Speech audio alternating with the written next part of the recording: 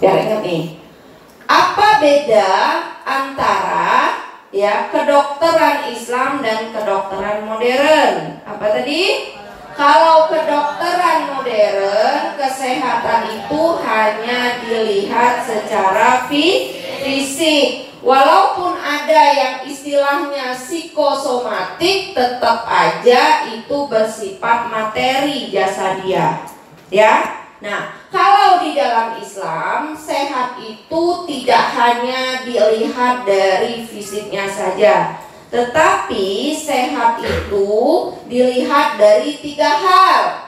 Yang pertama, sehat secara jasadiah, fisiknya. Orang kalau kedokteran modern juga akalnya nggak sehat, juga dibilang nggak sehat, namanya gila. Itu dibilang otaknya tetap jasad, tetap materi, ya, tetap materi. Nah, jadi nggak hanya dilihat dari fisik saja, secara jasadiah saja, tapi dilihat juga dari ruhiyah. Kenapa Salsa alisnya dinaik-naikin ke atas?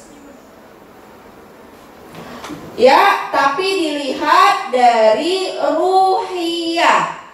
Ya, secara ruhiyah. Juga yang ketiga dilihat dari akliyahnya sehat. Nah, akliyah yang sehat itu apa? Akliyah yang sehat itu adalah pertama, tidak gila.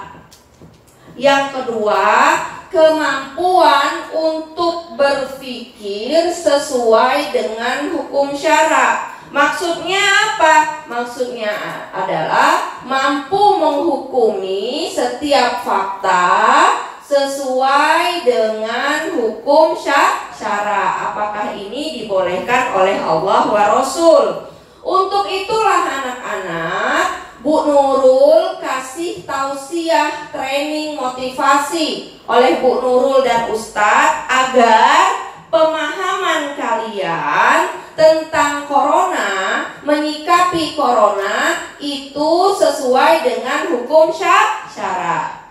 Tuh. Yang kedua, selain dikasih training dan motivasi, kalian diwajibkan untuk menghafal dalil-dalil yang terkait dengan penyikapan terhadap corona agar kalian tidak salah sikap, ya kan?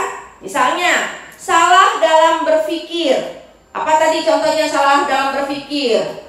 Sedih karena tidak pulang kampung. Karena sedih tidak pulang kampung, muncul perasaan rindu tiada batas. Rindu itu sakitnya di sini. Salah. Di mana sakitnya rindu itu? Di sini. Bukan, ya. Mulai itu nangis terus, ya, ngelamun terus. Nah, itu karena tidak sehat pemikiran, ya, akalnya tidak sehat. Tapi kalau akalnya sehat, gimana kalau akalnya sehat tadi kata Bu Nurul? Menghukumi fakta sesuai dengan hukum syara. Nah, kalau ketetapannya tidak pulang kampung karena apa tadi? Hadis Rasul. Apa hadis Rasulnya? Bi'ardin ebita'un bi'ardin tadahuluha wa idha waqa'a bi'ardin wa antum fala minha.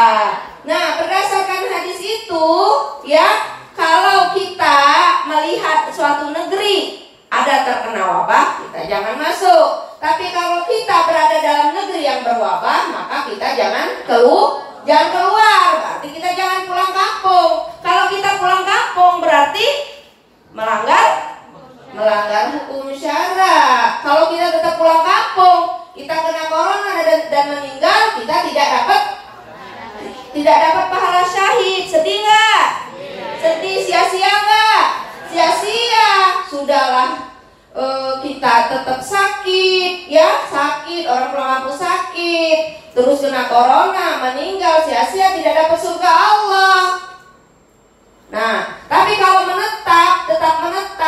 tidak pulang kampung, maka yang pertama apa? Kita terikat hukum Allah. Tercatat orang yang bertakwa. Kalau tercatat sama orang yang bertakwa, maka anak keturunan kita 7 ke atas 7 ke bawah dilindungi oleh Allah. Dilindungi oleh Allah. Berarti orang tua yang di rumah, keluarga yang di rumah dilindungi oleh Allah. Senang apa senang? Senang apa senang? Senang. Di karantina tidak sakit dapat pahala syahid. Nauzubillah, kalau sakit dapat pahala syahid. Meninggal dapat pahala syahid.